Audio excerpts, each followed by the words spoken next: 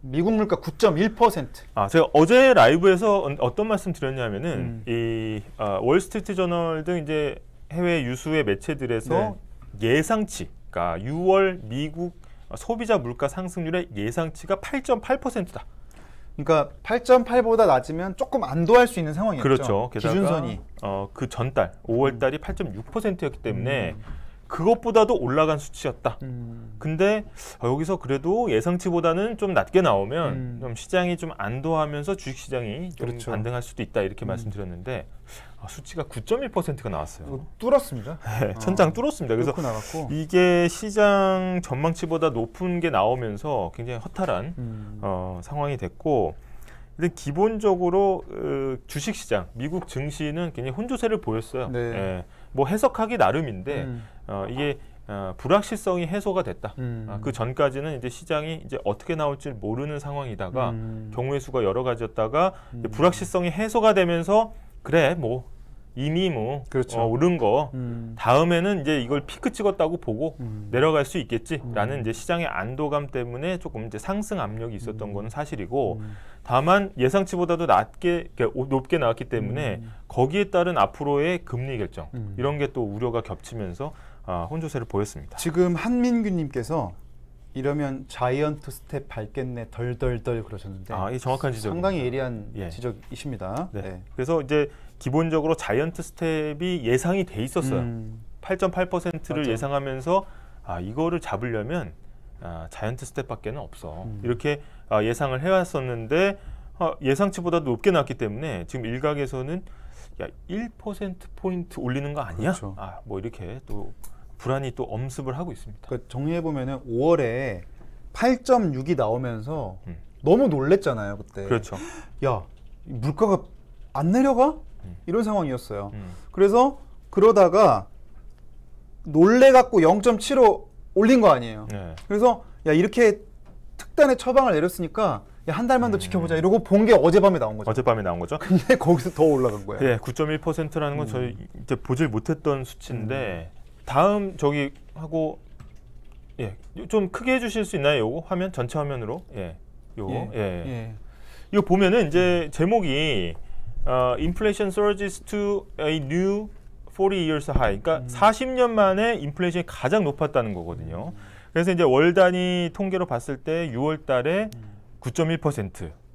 지금 그래프를 보시면은 저희가 최신 그래프가 끝에가 확 올라왔어요. 그러네, 확 치솟았네요. 치솟았죠. 그런데 저희가 그러면은 이제 그 좌측으로 왼쪽으로 가면서 가장 높은 봉우리는 언제였냐? 한번 쭉 볼까요? 여기네 여기. 이쪽이네. 여기 지금 여기인데 여기를 쭉 가잖아. 그럼 탁 걸리는 데가 있잖아. 그렇죠. 그 밑으로 내려보면 1980년대 초. 그다음에 또 한 번 턱 가면 턱 막히잖아. 1970년대 후반. 오일 쇼크, 1, 2차 오일 쇼크 때입니다. 그렇죠. 그러면 이때보다 더 하면 더 했지. 지금 상황이 어떻게 보면 저물가가 계속해서 40년 동안 이어지다가 고물가가 다시 나타나기 시작했다. 이렇게 볼 수 있겠습니다. 1, 2차 오일 쇼크 잘 모르시는 분들 계시면 잠깐만 설명해 드리면 당시에 중동 전쟁이 벌어졌었고요. 당시에 이제 중동 전쟁은 사실 그 한복판에는 사실 또 이스라엘이 있었습니다. 그 자세한 설명을 여기서 해드릴 수는 오늘 시간상 없지만 우리 석유 안 팔아 에너지를 무기화했어요. 그러면서 전 세계 특히 이제 미국의 우방 국가들이 굉장히 고초를 겪고 일본, 한국 많이 힘들었습니다. 그래서 그랬던 시기인데 지금 구조는 비슷하죠. 지금 러시아가 우크라이나를 침공하면서 지금 유럽과 미국과 갈등을 빚고 야 기름 안 팔아. 그럼 우리도 안 사. 이러면서 지금 에너지가 전반적으로 지금 치솟는 그런 상황이 굉장히 비슷한데 그래프가 그래서 유사하게 가고 있죠 지금. 그래서 이 물가가 상승이 굉장히 이제 가파르고 그것 때문에 미국 금리가 자이언트 스텝을 밟을 것이다라는 전망들이 계속 나오는 거죠. 그래서 바로 어제 저희가 라이브 때 전해드리긴 했지만 한국은행이 이제 기준금리를 확 올리지 않았습니까? 맞아요. 빅스텝을 했는데 저희가 어떻게 보면 이렇게 미국 물가가 계속해서 거세게 나오면 미국 금리도 당연히 올라갈 거고 그러면 한국은행 입장에서도 따라가지 않을 수가 없다라는 겁니다. 그래서 이번에 이제 26일부터 27일까지 이틀간 이제 연방공개시장위원회, 그러니까 FOMC죠. 그래서 여기서 연준이 미국 금리를 결정을 합니다. 이때 자이언트 스텝을 올리면 역전 당해요.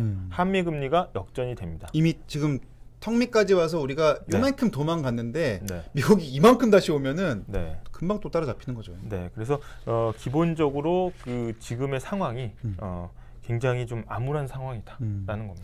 지금 피어니 리 님께서 이렇게 심각한 이유가 우크라이나 전쟁으로 인한 영향이 가장 클까요? 전쟁 끝나면 좀 나아질까요? 하셨거든요. 네, 그래서 제가 수치를 하나 가져와 봤어요. 이게 어떻게 보면 이제 CPI는 소비자 물가 상승률이고 우리가 이제 헬스 갔을 때 우리가 무슨 근육을 키워야 된다고 합니까?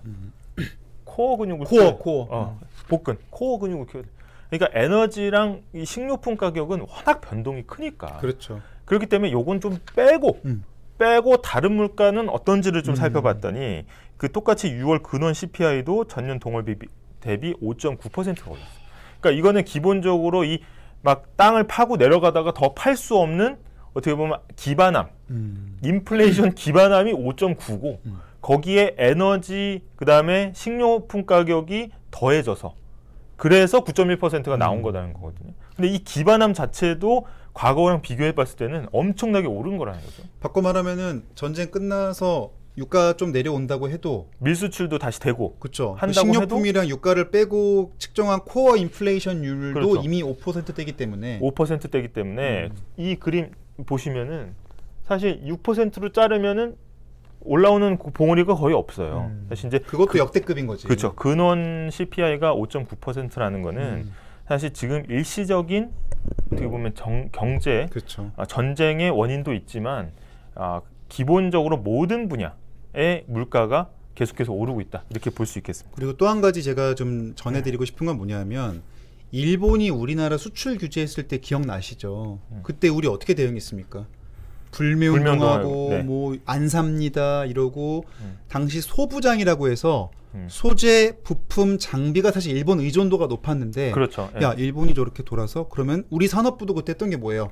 국내 소부장 산업 육성하겠다 이랬거든요. 그렇죠. 네. 또 두 번째 장면 중국이 요소수 사태, 요소수 갑자기 우리가 디젤 차에 꼭 넣어야 돼. 수출을 끊어버렸어. 예. 우리가 어떻게 했습니까 이제? 우리도 요소수 업체, 우리 화공업체들. 그렇죠. 근데 만약에 일본하고 중국 관계가 좋아진다고 해도 네. 그럼 우리가 만들던 걸 없앨 수 있을까요 이제? 그건 아니죠. 예. 이제는 마음속에 공포 심리가 자리 잡은 겁니다. 믿지를 못하는 거예요 이제. 이제는 그래서. 의존은 가급적 줄여야 되겠다. 네. 이 말은 뭐냐면 러시아랑 우크라이나 전쟁이 끝난다고 해서 야 그럼 앞으로 난 100% 러시아 것만 써야지 이게 안 된다는 거야. 그렇죠. 제가 언제든 저렇게 돌변할 수 있구나. 그러면은 지금 그래서 독일이 LNG 터미널을 짓고 있는 거 아니겠습니까? 사실은 저도 되게 충격이었는데 이 독일 그래도 독일이 그 유럽의 산업 강국인데 그 LNG 그 국내로 들어오는 LNG 터미널이 하나도 없었다는 거예요 이제까지. 거기 독일 가스관을 지금 두 개를 직수관이 있거든. 그러니까 러시아 직수관이 있는데 굳이 해외에서 들어온 터미널이 필요 없다는 거지. 그거 돈 줘서 지어놨는데 써먹어야 되니까 독일 그렇죠. 입장에서 그랬겠지. 네, 그러니까 그런 식으로 갔다가 이제 정신이 확 들겠죠. 그러면 전쟁이 끝나고 조금 평화 무드로 돌아온다고 하더라도 예전처럼 믿을 수 있을까요? 그렇죠. 그래서 지금 국가들이 하는 것들 보면 이번에 한번 데이면서 비가역적인 변화, 다시 돌아올 수 없는 변화들을 지금 하고 있어요. 네. 그러면은 이게 지금 아까 이제 다시 돌아가서 질문으로 아까 누가 말씀해 주신 겁니까? 그 러시아 전쟁. 전쟁 끝난다고 괜찮아질까요? 하신 게 100%로 돌아가지 못할 수 있다. 네. 어쨌든 이 비용의 밸런스가 깨지는 상황이 지금의 문제고 그럼 돌아온다고 해도 그게 100% 돌아오지 않을 거기 때문에 조금 더 돈이 많이 들 수 있을 그리고 거다. 이제 저희가 러시아 우크라이나 전쟁으로 그쪽으로 되게 시선이 막 쏠렸지만 그 전까지만 해도 미중 무역 전쟁이 굉장한 화두였거든요. 그게 더 컸어요. 지금 사실 뭐 관세를 조금 내리고 한다고 하지만 평시 그러니까 WTO 체제에서 20-30년 동안 세계 자유주의 무역을 계속 확대하던 거에 비하면 지금은 반대로 가고 있다. 그러면 앞으로 상당 기간은 어떻게 보면 이제 뭐 북중러와 나머지 이제 서방 국가들의 어떤 신냉전 시대가 계속되면 경제적으로도 아니 앞에서 그냥 싸우는데 그렇지. 야 그래도 물건은 주고받자 이렇게 하기가 굉장히 어려운 상황이 올 수가 있다는 겁니다.